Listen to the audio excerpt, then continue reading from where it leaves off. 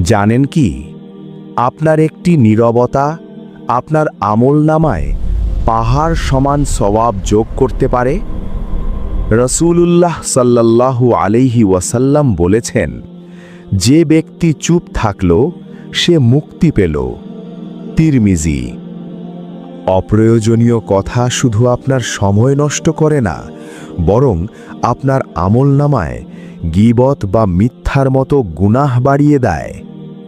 মনোবিজ্ঞান এবং ইসলাম উভয়ই বলে, যখন আপনি রেগে যান তখন চুপ থাকাই হল শয়তানের বিরুদ্ধে সবচেয়ে বড় বিজয়। মনে রাখবেন, আপনার নীরবতা আল্লাহর কাছে একটি গোপন ইবাদত হতে পারে, যদি তা আল্লাহর সন্তুষ্টির জন্য হয়। ইনশাআল্লাহ, আসুন আমরা জবানকে নিয়ন্ত্রণে রাখি। এমন আরও ইসলামিক জীবন বিধান জানতে আমাদের সাথে থাকুন। সদাকায়ে জারিয়া হিসাবে ভিডিওটি শেয়ার করুন বা দ্বীন প্রচারে যুক্ত হন।